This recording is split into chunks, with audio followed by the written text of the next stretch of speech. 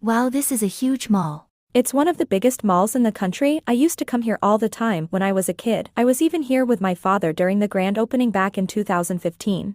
We have to find that bookstore. Well, January said it's next to Cinnabon. The Cinnabon is a part of the food court on the 3rd floor, and also right behind you is the store map that shows where that St. Jerry's bookstore is. We get a close-up shot of the map showing the layout of the mall, including some flyers of today's expo event, which catches Gwen's eyes. When she notices a little cartoon piggy on the flyers, Gwen proceeds to grab one and upon closer inspection sees today's expo event is a piggy knick-knack convention. See you two later. Gwen quickly runs straight in the direction of the expo hall, dropping the flyer as she does so, which Maybelline notices and picks up. Upon first glance at the flyer, Maybelline is unsurprised. I think Gwen has the right idea. We need to hurry. You're right, let's get going. Marsha and Maybelline hurry up the escalators and down the food court past the Cinnabon and into St. Jerry's. Despite the huge crowd, they just barely see January, along with some of the entourage, slip through the inventory back door. Marsha grabs Maybelline's hand as she forces them through the crowd, slipping under the checkout stand, which is the makeshift book signing area. What are we doing? This is trespassing. Just trust me. Maybelline is concerned and not sure about it, but Marsha's confidence reassures her. At least temporarily it does. Okay. Maybelline and Marsha come out the other side of the book signing counter and rush through the inventory door, passing into a hallway, and as they are running down it, they nearly avoid knocking over St. Jerry himself. Hey, Sorry, Mr. Jerry. Maybelline! How does that guy know your name? I worked a summer job here 2 years ago. Book nerd. Knowledge is power, speaking of which we want to turn left to get out of here. The two reach the end of the inventory area and head out of the exit, but December and January are nowhere to be seen, except for one member of the sisters' entourage. Hey you, where are the sisters? Well, they were headed to the roof for the helicopter, but it was having issues again, so they are currently waiting for the backup cars instead. But traffic is really bad, so they have to wait here for a few more hours. That's great. Where are they right now? I'm not sure. I think the last time I saw them, they were checking out the ice rink on the 4th floor, but if you want to speak to them, good luck. December was pissed when they were not able to leave, and threw a big hissy fit and decided that she wanted to ice skate with her sister, so they cleared out the ice rink for a private skate. Thank you for the info. Marsha grabs Maybelline and starts to walk off. If you run into other entourage members, don't mention I said anything. Marsha gives sister's entourage girl a thumbs up. Okay, this is easy. We can do this. We just got to sneak in. It's not going to be that easy. They probably have it guarded, not to mention locked, but since we already trespassed today, might as well not stop, and I think I have an idea about the locks. What? Well, when I used to work here and not just the bookstore, I worked a couple stores. There's areas of the mall that requires key cards, and they keep extras in the security room. I know this because when I was working at St. Jerry's, he was a very forgetful boss and constantly made me run down to the security room to get the warehouse key card for him because he misplaced his. Where is the security room? It's in the very back of the expo hall. Great, but how are we going to get into it? I got a plan. Since only one guard works in that room, I want you to distract them long enough so I can sneak in and get the card for the ice rink. I can do that. I'm great at distracting people. Maybelline and Marsha then head to the expo, and they almost instantly run into Gwen. Hey guys, did you get the autographs? Not yet, but they are still here, and we are working on a plan.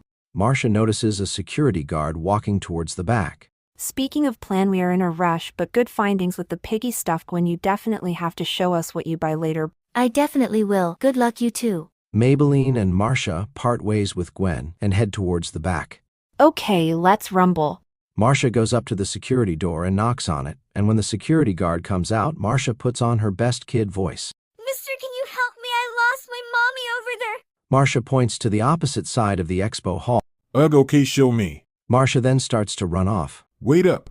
As soon as the security guard ran, the door started to close, but luckily just in the nick of time, Maybelline makes it and slips in, leaving the door open a crack. She then starts looking for the key card, and a few minutes later, she finds the cabinet that has the key cards for the mall and finds the one for the ice rink. She then slips it into her pocket and leaves the room, closing the door on her way out, and dives away from the door, just barely avoiding the security guard who is coming back. Dumb girl wasting my time. The security guard says as he goes back into the security room. Maybelline then gets up as Marsha walks in from a corner of a booth. Success? Maybelline points at the blue key card in her vest pocket. The two then proceed to run out of the expo. Maybeline and Marsha enter into the fourth floor but notice an entourage member is guarding the door of the ice rink. So Marsha distracts the girl into a circle while Maybelline unlocks the door. The two having the upper hand slip into the ice rink, locking out the front door girl. They slip past more entourage members and into the reception area. Through the window they can see into the rink and the sisters skating. They slip past more entourage and notice a bunch of them guarding the staff rink entrance, so they head past towards the locker rooms but are locked out. However, that's when Marsha notices an air vent they could use to get into the rink, so Marsha breaks it open and the two slip into the rink. Just as the sisters skate onto the area to get into the girls' locker room, they notice Maybelline and Marsha barreling towards them. Security. December was about to yell for security, but January covers her mouth and gives her a look, then uncovers her mouth. How did you two get in here? They must be pretty dedicated to meeting us. Obviously, December, if they were able to sneak past all our entourage, that's a pretty impressive feat, you two. It wasn't easy, but I did it all for her. Marsha points to Maybelline. Maybelline is super excited and nervous, but musters up enough courage to speak. I'm such a big fan of yours. I love you guys and your show. I was so into it when I was a kid, and it helped me get through some really rough times. And it was a big comfort show in my life, and I really wanted your autographs. Oh, Marsha, let me see your bag. I need to get something out of it. Maybelline unzips Marsha's bag and takes out 2 pins and 2 CDs. December, she has those Cranberries albums. No way, you are a true fan of us. Only our family knows that we are named after Cranberries albums. And I guess some of our fans that saw that rare interview we did pre-fame on that obscure kids interview show. She definitely deserves our autograph, December. Totally. December and January take the 2 pens and albums from Maybelline. What's your name, girl? Maybelline, spelled Maybeline. January and December sign both albums respective to which one is named towards them. December's note. I don't think any of our fans cared enough about us to know what we are named after, and I appreciate that, Maybelline. Thank you. December. Dolores. January's note. To our #1 fan, that show I was a part of sucked, but I'm glad it helped you get through life when you were at a rough spot, and I wish you the best, Maybelline. January. Dolores. The sisters give the pins and CDs back to Maybelline. Thank you guys so much. No, thank you for being like our biggest fan. Yeah, thanks. But we have to go. Our car finally got here. January. All right, well, ciao, Maybelline. Ciao. The sisters head into the locker room, leaving Maybelline and Marsha standing alone in silence with the glowing aura of happiness illuminating off of Maybelline. This is the cue to Marsha to break the silence. Well, then I told. Marsha gets cut off by Maybelline, who starts to hug her hard. The two then hug and slip into that silence again until Maybelline in a cryful voice says, Thank you. We then skip to Maybelline and Marsha walking out of the exit of the mall, but Maybelline looks across the street and sees her mother. This leaves her shocked.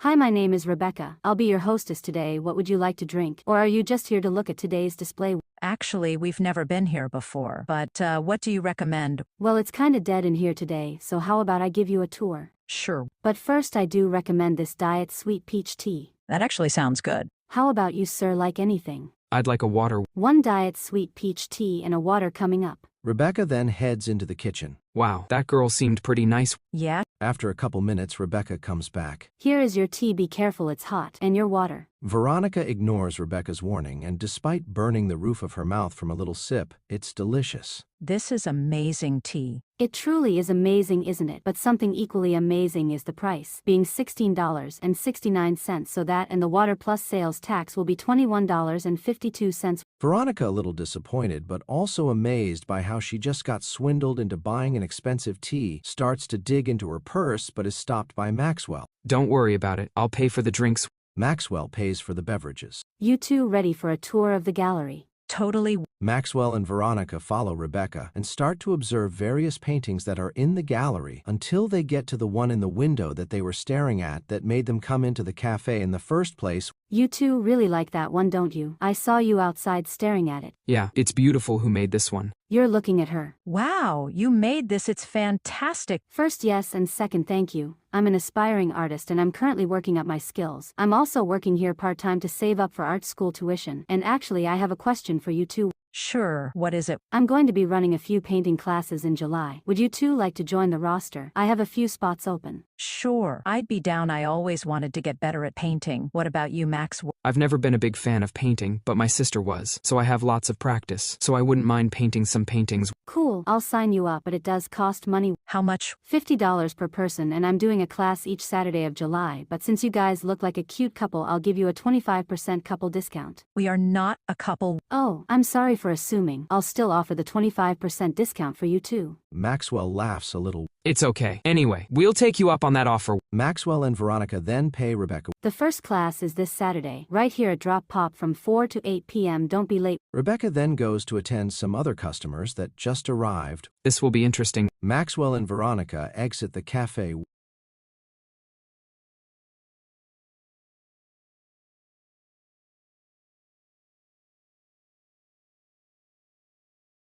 I thought you didn't want to go to the mall. Well, I wasn't interested, but Gwen will probably need my help to carry everything back home, and I don't got anything going on anyway. Okay, well, see you later. Jake on his way out the door. Enjoy your painting class, you two. Piss off. Jake laughs and continues to the elevator and down and out into the reception. What are you up to today, Jake? I'm headed to the mall to visit Gwen and the others. Oh yeah, those three told me about that when they passed by earlier. Well, have fun. I think I just might. Jake heads out to the nearest subway and boards a train. After a little bit of time, Jake gets off at the closest station to the mall and starts to walk there, but that's when he notices a couple having car troubles. Do you guys need some help? Yes, but I don't think you can help with our dead battery. Maybe he can, honey. We are in a really big hurry. Where were you headed? An art cafe called Drop Pop. We have classes there, and they start in 35 minutes. Jake, out of the corner of his eye, notices a rickshaw driver and stops him. Sir, can I borrow your rickshaw? Why? These two's car broke down, and they need to get somewhere fast. Why not call a taxi or take the subway? Due to the traffic right now, we wouldn't have enough time, and I also have an idea for something later this evening. Okay, today's been a slow day. How about you give me a Benjamin, and you can have the rickshaw until 9. Just bring it back here at the mall. Also, the name's Mutahar. Deal. Jake pays Mutahar and rushes back to the car. Hop in. But what about the car? The car will be fine. I can just call a tow truck when we get to the cafe. Plus, I've never been in a rickshaw before. Claire, followed by Trevor, climb into the rickshaw, and our new trio began the race to Drop Pop. Why are you helping us? A multitude of reasons. First, I wanted to help since you two remind me of me and my girlfriend Gwen. Second reason is because I know where Drop Pop is since I have some friends in that art class. And the third reason is a secret. Jake then steps on his rickshaw pedaling, and we have a montage of the rickshaw speeding towards its destination going through traffic before eventually stopping in front of the Generations apartments. I'll be right back. Jake runs to the reception desk. Back so soon? Long story, but can you please look after the rickshaw out front? I'll be back in a bit. Of course. Jake then runs out back to Claire and Trevor. We are a few blocks away from Drop Pop. We're going to need to run.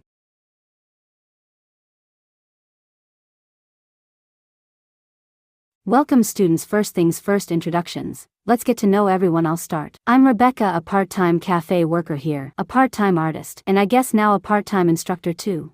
I'm Patrick, the owner of this cafe, and this is my wife. I'm Pamela, the wife. I'm Catherine, and this is Wallace. Wallace nods. I'm Veronica. I'm Maxwell. All right, nice to meet you all. Let's start. Before Rebecca can finish, she is cut off by 3 people entering the cafe. Maxwell whispers to Veronica. Is that Jake? Claire, out of breath, says, I'm sorry we're late. It's fine, we just finished introductions. How about you three introduce yourselves? I'm Claire. I'm Trevor. I'm Jake, but I'm not here for the class. I was just helping these two get here. You can participate if you want to. This class normally costs money, but since you helped these two get here today is on the house.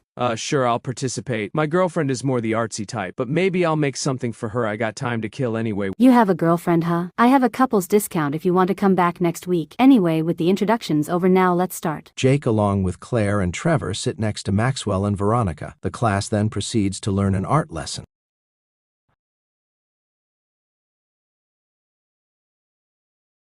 Jake, Claire, and Trevor, along with Maxwell and Veronica, head back to the apartment. I'll see you guys later. I need to drop these two back home and pick up Gwen too. Jake gets the rickshaw and the trio get on it. Alright, where do you guys live? I'll turn on Google Maps and it'll tell you the directions to go. The trio then ride off and eventually Jake reaches their apartment and drops the two off. Thank you for your help today. Jake, if you're interested, we are throwing a huge rave in Uptown Friday night. You're welcome to come bring your girlfriend and those friends of yours if you want. Alright, I'll tell my friends about it. Have a good night, you two. Jake then leaves and heads back to the mall. You're back just in time. Not quite. Can you give me and my girlfriend a ride back home? What girl? Jake notices out of the corner of his trusty eye Gwen exiting the mall covered in and struggling with shopping bags. Jake proceeds to run towards her. Needs some help.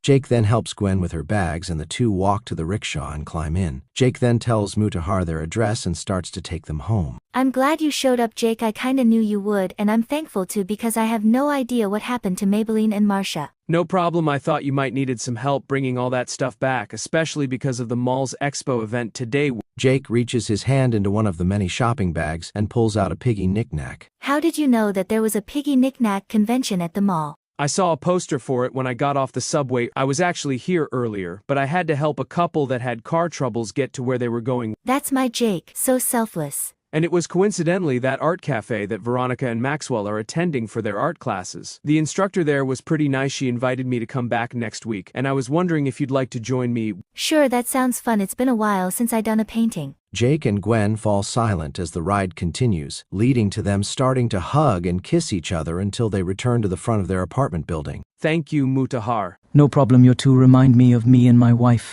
Mutahar then leaves as Jake and Gwen enter the apartments and up the elevator towards their room and into the door. Christ, don't you think that's a bit too much, Gwen? You're right, it's not enough. There was only so much I could carry. Veronica gives a sigh expression.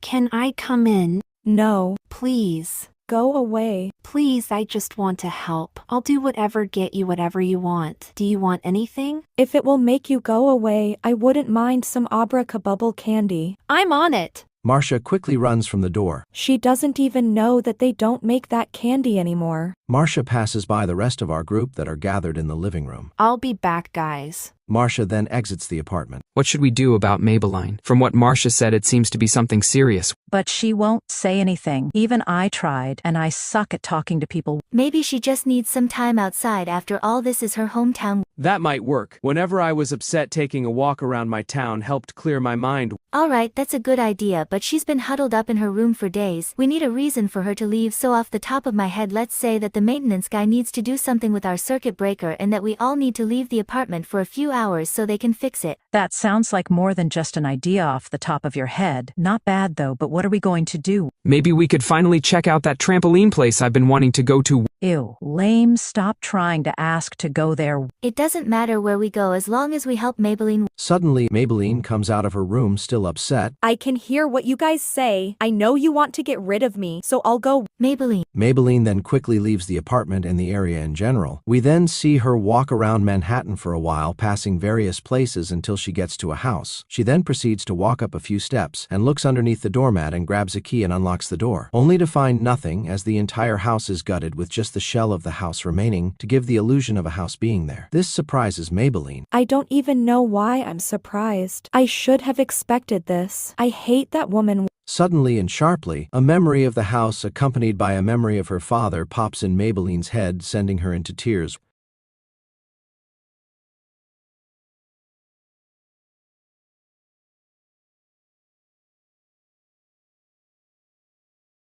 What do you mean they don't make abracabubble anymore? I'm telling you that they ain't make these anymore. They've been discontinued since 2020. Where am I supposed to find them? The candy shop employee shrugs. Marsha, defeated, starts to walk out, but then suddenly. So you looking for abracabubble, huh? Yes. I know of a place that still produces thou mentioned abracabubble. You do. Take me there. Certainly, but only if you can keep up. The stranger then proceeds to trash the front of the shop. Not my candy shop, not my lollipops, not my magic sticks. You're Asham, Curtis. The stranger then runs out with Marsha on hot pursuit. Come on, kid, keep up. Ugh, I should have ran track in high school. Marsha, barely keeping pace with the stranger, eventually pass into a little pizza store with the stranger taking a pizza from an employee. Thanks, Catherine. The chase continues out the back exit. Want a slice? No thanks. For the best. The stranger then throws the empty pizza box on the ground. You better have a good grip. The stranger then starts to slide down a rail of a long staircase, which Marsha follows down until near the bottom. When the stranger stops, as to which Marsha doesn't react in time, bumps into the stranger and onto the ground. Ow. Marsha looks up and sees a store, more specifically a store named Heather's Candy Store. Welcome to my candy store. Wait, you're a Heather? Ooh, this. Heather proceeds to rip off her homeless man costume to reveal a pretty woman. Marsha, still on the ground, is stunned. Well, don't just sit there, come on in. Marsha gets up and goes into the store. As promised, here's your abracabubble for helping me, haha. It may be discontinued, but that doesn't mean I can't make it myself and better too. Why did you smash up that other candy shop? There's a difference between a candy shop and a candy store. That candy shop was ran by my ex-employee Curtis. He thought he could do better than me, but you can't do better without original candy. And that's the difference between a shop and a store. Half the candy in here I make myself. Unlike that poser that just buys candy from Amazon, it's a disgrace. Anyway, sorry for talking your head off. It's fine. I'm a bit of a talker myself, ha ha ha. Anyway, thank you, Heather. I really appreciate this. Maybe this will help my friend feel a little bit better. Candy fixes everything. Okay, well, maybe not everything, but good enough. Here's some coupons if you ever want to come back. Marsha then exits the candy store and goes back up the long staircase and up the street, passing in front of a graveyard, when suddenly from behind her she hears a familiar voice. Marsha?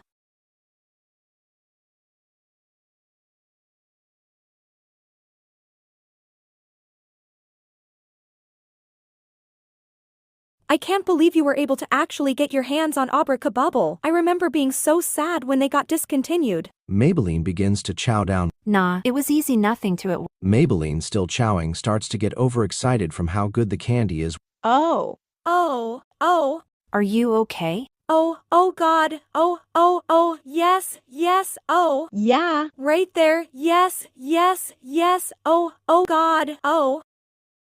I'll have what she's having. Maybelline and Marsha start to laugh. Okay, that was a pretty funny when Harry met Sally reference Maybelline. I had to. Abracabubble is that good. Here, you want to try one? Maybelline hands Marsha a abracabubble, and Marsha starts to eat it. You're right, this is really good. Maybelline and Marsha continue to enjoy the atmosphere of the donut shop until Marsha begins to speak. I was wondering, what were you doing at a graveyard? I was visiting my father. Is your father, Maybelline nods. I'm sorry. It's okay. He passed away over a decade ago. I know how that feels. My parents passed away. Well, my biological parents. I'm not sure about my adopted parents. I hope not. You were adopted? Yeah, I became an orphan when I was really young. I'm sorry. That probably hurts more than my circumstance. It did hurt, and still does, but it doesn't disvalue any of your feelings, Maybelline. I'm sorry. Don't be. Marsha then hugs Maybelline. Thank you, Marsha. You're welcome. I just want you to feel better. Marsha says as she pokes Maybelline's chest. I think you have.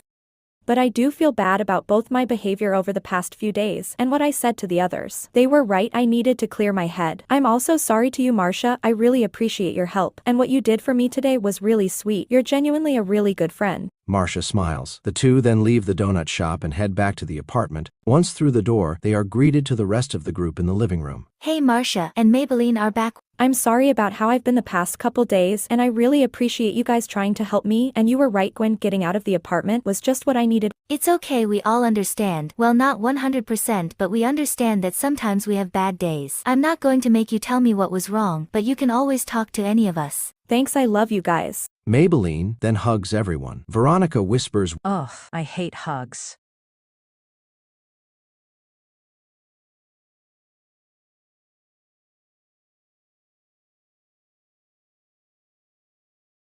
Our team rolls up to the entrance of the rave, being greeted by Claire. Nice to see you guys. I see you brought your other friends. Yep, this is my Gwen, and this is Maybelline and Marsha. Nice to meet you three. I love your outfits, by the way. Enjoy the rave. The team enters the rave but quickly diverge, splitting up. Jake, let's dance. Jake agrees. Marsha, let's find where the band is. They should be starting their set soon. Veronica is walking through a crowded area and accidentally bumps into a girl. Watch out. Sorry. You look like you can dance. Perhaps. There's going to be a dance battle in a few minutes in the secondary hall, but nobody beats Marcy and Colin. We'll see about that. Haha, you got no chance. And even if you did, you need a boy toy. It's a duo battle, haha. The girl then walks off, and Veronica looks to the left and sees Maxwell is not far from her. Maxwell? Veronica yells Maxwell's name, but he can't hear her, so she walks over to get his attention. Maxwell, can you dance? Probably. Maxwell then does like a Lil Elvis dance or something. Good enough, come with me. All right, for this next song, I'd like two people to come up on stage. The crowd is excited as the front man looks into the crowd until he sees Marsha and Maybelline and points out to them. You two. Maybelline and Marsha then get on stage and start to jam. Veronica and Maxwell enter the secondary hall and get greeted by somebody. So you must be that emo chick Priscilla saw, huh? I don't know what that means, but we're going to destroy both you and whatever your name is. I forgot. It's Colin. Confident, huh? Well, that's not going to last for long. Let's get this started. Maybelline and Marsha are vibing in the crowd, until suddenly Maybelline notices a beam of white light come from the skylight, so she looks up and sees her mother. She is shocked and starts pulling on Marsha's arm. Ow, why are you pulling on me? I think I saw my mother again. What? Where? Maybelline points up. On the roof. Okay, let's follow her. Nearing the end of the battle, Veronica and Maxwell are pretty obviously the victors, so the crowd starts cheering them on while a small few start laughing at the losers. All right, yeah, laugh it up. You're not going to think it's so funny in a minute. Yeah, boys. After Colin says boys, a bunch of gang members start trashing the place. We should go, Maxwell. Yeah, let's get the others. Maybelline and Marsha are on the roof, but there's no sign of Maybelline's mother, but the two hear a noise coming from the street and head near the edge of the roof and look down at a government car speeding off. The two don't say anything, but just as it appears that Maybelline is going to say something, a voice calls out, Maybelline, Marsha, we need to get out of here. The building is getting evacuated. How did you guys know we were on the roof? Me and Jake were in the crowd and saw you two sneak into the back room. I was going to let you two be, but Gwen bumps Veronica. Maybe I went a little overboard and upset some people that were completely full of themselves. Veronica and I had a little competition with some alt people, and we destroyed them, but they were not happy to lose. And apparently they are part of a gang called the Praetorians or something, and started to trash the place.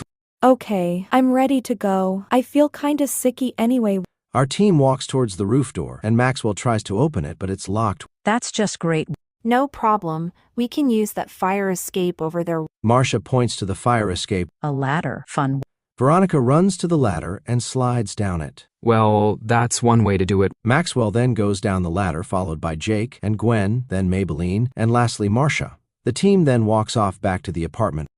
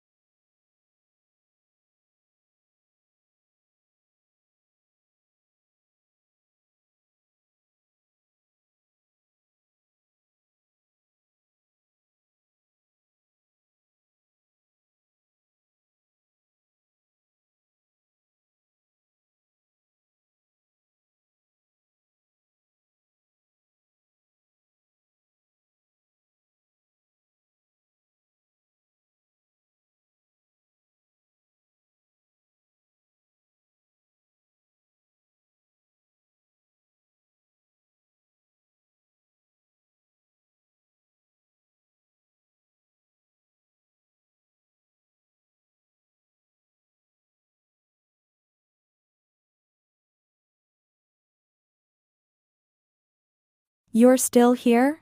It's over. Go home. Go.